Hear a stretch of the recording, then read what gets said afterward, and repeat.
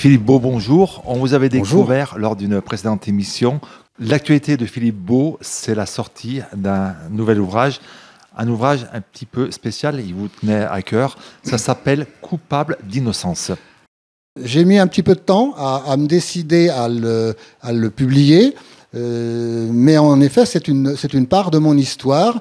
C'est l'histoire de mon ex-femme qui a un jour assassiné son patron. C'est une histoire qui a défrayé la chronique à l'époque, c'était en 2012. Et évidemment, quand ce genre d'événement vous arrive, quand vous vous y attendez pas, c'est un choc énorme. Et je me suis retrouvé du jour au lendemain sans la femme que j'aimais, qui devenait à ce moment-là pour moi une meurtrière, et tout seul avec ma fille qui avait 16 ans au moment des faits. Alors, ce livre, c'est pas raconter une fois encore cette histoire, en parler comme la télévision, les radios s'en sont emparés à l'époque. Je ne vais pas refaire l'histoire, je ne vais pas rejuger ce qui a été déjà jugé, mais je veux, à travers ce livre, expliquer aux gens, premièrement, que ça n'arrive pas qu'aux autres, ça c'est important, et puis surtout que nous, les proches de criminels, nous sommes des victimes à part entière, des victimes collatérales, mais des victimes non reconnues. Et ça, c'est important à dire. Et on souffre de ça. On est plus des montrés du doigt, en tant que parents proches de la criminelle ou du criminel dans d'autres cas. Et c'est un peu le but de ce livre. Et j'ai travaillé dans ce sens au niveau de l'écriture. Je veux pas tirer sur l'ambulance, comme on dit. Je veux simplement raconter ce que j'ai vécu. Raconter l'histoire vue de l'intérieur, vue par moi, et puis dire aux gens attention, avant de nous juger, réfléchissez, renseignez-vous. Ça, c'est important. Vous y êtes pour rien, c'est votre ex-femme qui commet l'irréparable. Quand on met une criminelle en prison, c'est toute sa famille qu'on met en prison. C'est un petit peu ça. C'est ça. Elle a été condamnée à 18 ans de réclusion, 18 ans ferme. Aujourd'hui, elle est sortie. Elle a fait la moitié. Bon, ce sont les lois françaises, c'est comme ça. Moi, j'ai pas à prendre parti d'un côté ou de l'autre. Mais en effet, nous, les proches, on a pris perpète. Je le dis tout le temps, on a pris perpète, nous, parce que on n'a rien demandé, ça nous est tombé dessus, et aujourd'hui, voilà, on vit avec. C'est un lourd fardeau, Imaginez cet enfant, notre fille, qui avait 16 ans au moment des faits, qui s'est fait traiter de fille de criminel à l'école. On était poursuivis par les journalistes. Il fallait que je lui mette une cagoule sur la tête pour l'emmener à l'école, pour revenir à la maison. Enfin, voilà, on peut pas se rendre compte, si on le vit pas, on peut pas se rendre compte. Donc c'est vraiment quelque chose d'assez terrible, ce regard des autres. Vous savez, quand elle est sortie de prison, il y a eu 2-3 jours avant, il y a eu un article dans le journal local qui nous a tous choqués, ma fille, mes parents, l'entourage familial, et certainement aussi la famille de cet homme qui a été assassiné en 2012. Un article qui faisait toute une page où j'ai pu lire des choses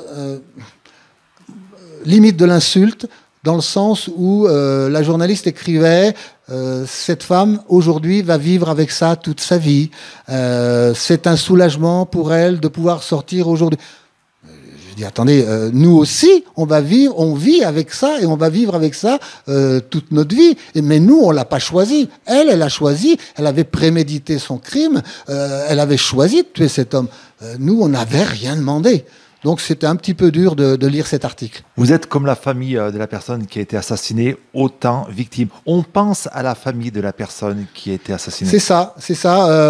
Dans une affaire comme celle-ci, d'ailleurs, c'est ce que j'écris au début du livre, en introduction.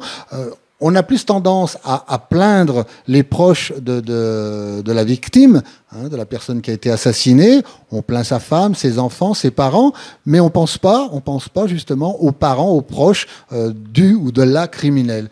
Et voilà, je le répète, ce livre, il est fait dans ce sens. C'est pour dire attention, on existe. Et s'il vous plaît, ayez de l'indulgence aussi vis-à-vis de nous. Parce que vous savez, aujourd'hui, les réseaux sociaux marchent très très bien, c'est une bonne chose, mais c'est aussi une arme redoutable. C'est terrible ce qu'on peut lire. Les gens ne se rendent pas compte. Vous aviez ce besoin d'écrire ce livre pour Oui. tourner la page? Alors, je vais répondre de deux manières. Oui, il y avait le côté exutoire dans l'écriture de ce livre. Ça m'a soulagé. Ce livre, j'ai commencé à l'écrire tout de suite en 2012. J'ai écrit tout ce qui me passait par la tête. C'était un peu une écriture automatique. Après, je l'ai structuré, je l'ai mis en page comme il faut. Dire que ça me permet de tourner la page, oui et non. Ça me permet de passer une étape supplémentaire, mais tourner la page, non, c'est compliqué.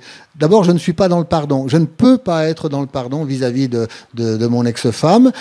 D'autres ont pardonné, d'autres vivent... quand je dis d'autres, ce sont des gens de notre entourage proche. Moi, je ne peux pas. Quand j'ai additionné tout le mal qu'elle nous a fait, à un moment donné, j'ai dit non, c'est pas possible, je ne peux pas être dans le pardon. On dit souvent, oh si, il faut savoir pardonner.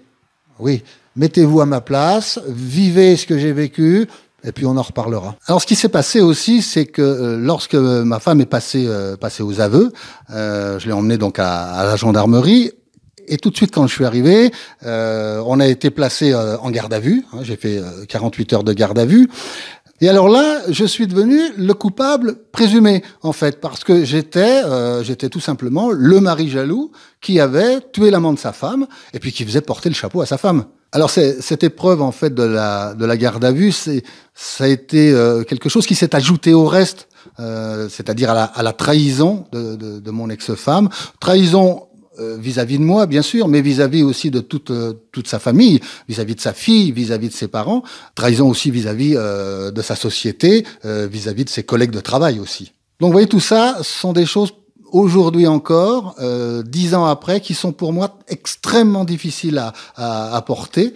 Et c'est aussi pour ça que la résilience est compliquée, c'est difficile de passer à autre chose, c'est difficile de pardonner. Voilà. Votre fille a accueilli le livre?